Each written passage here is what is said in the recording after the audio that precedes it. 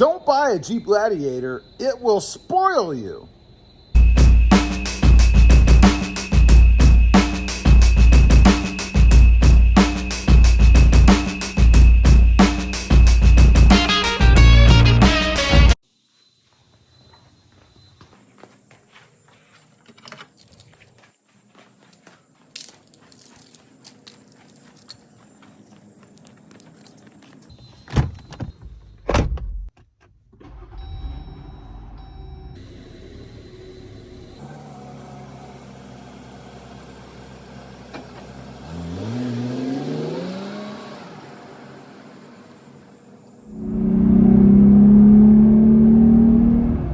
Well, good morning, everybody, and welcome back to Automotive JT. And that's right, don't buy a Jeep Gladiator because it will spoil you.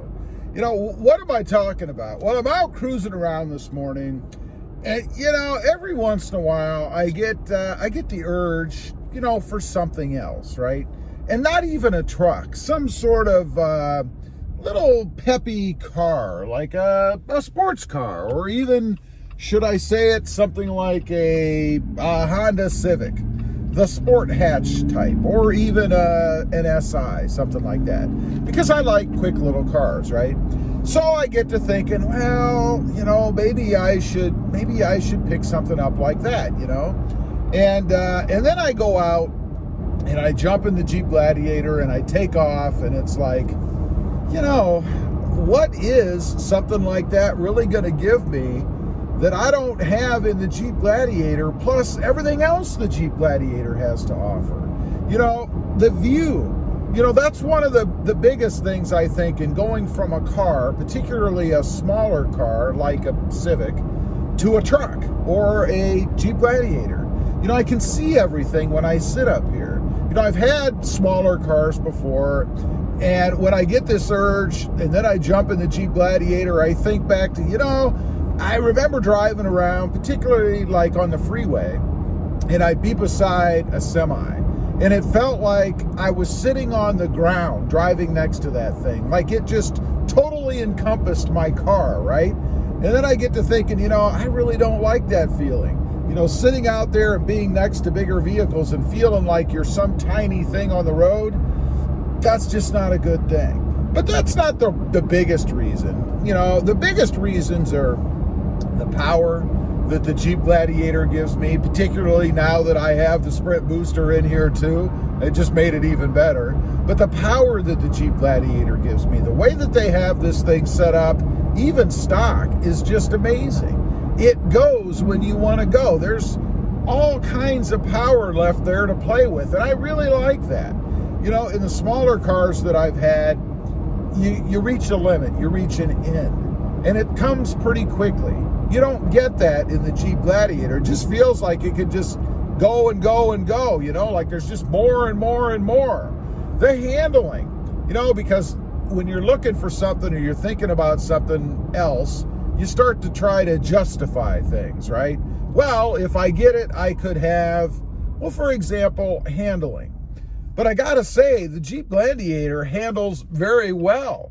You know, I mean, it takes curves well, it turns well, it'll take sharp turns well, doesn't feel like you're gonna go tumbling or anything. So there's really no benefit there. Comfort. Well, obviously, the Jeep Gladiator is gonna beat out any small car in comfort. I mean, when you're in small cars, you feel like you're in small cars. You feel tight, you feel confined.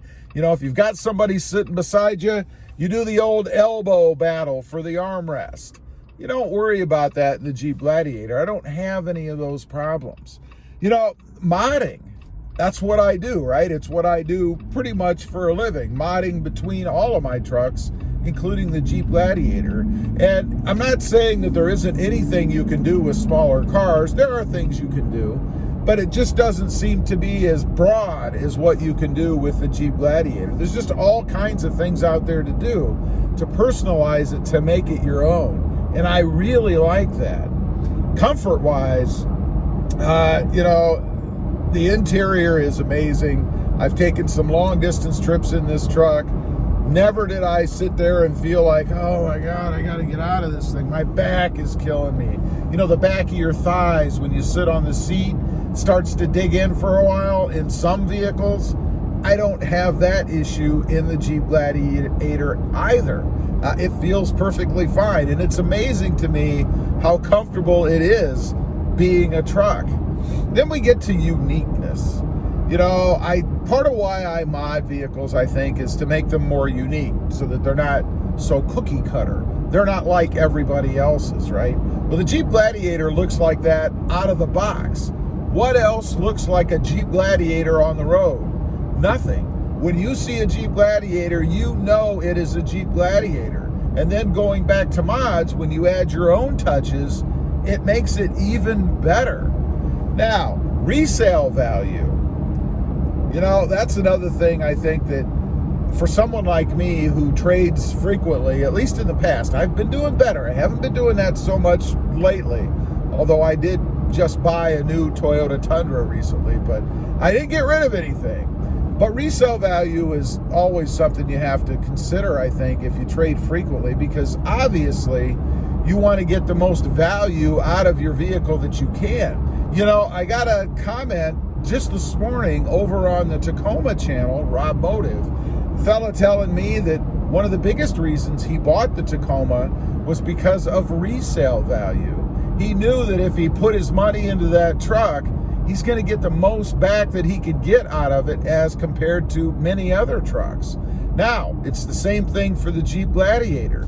You know, the Jeep Wrangler is the #1 value holding vehicle out there, and there's no reason to believe, and it's a bit early, I realize, the Gladiator's only been out for a couple years, but there's no reason to doubt that the Jeep Gladiator isn't going to follow the same path. It's got all the DNA of the Jeep Wrangler, plus it's a truck. If you've bought a truck recently, then you know trucks in general hold their value pretty well anyway. So there's no reason that the Jeep Gladiator isn't going to do the same as what the Wrangler does.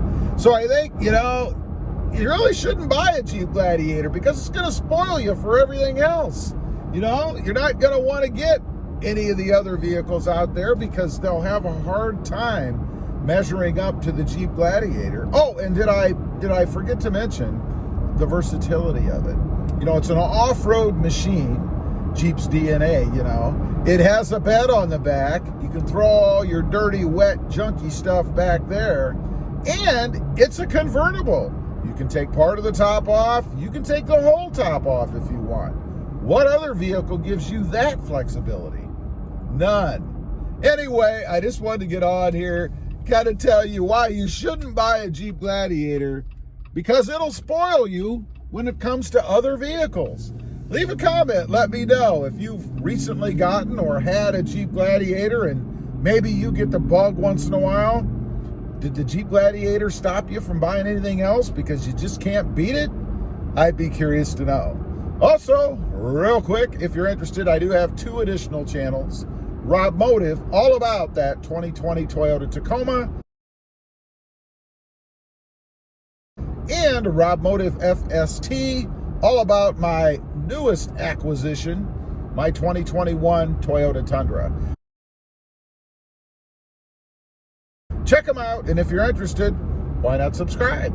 Don't forget to click that notification bell so that you don't miss out on any upcoming videos.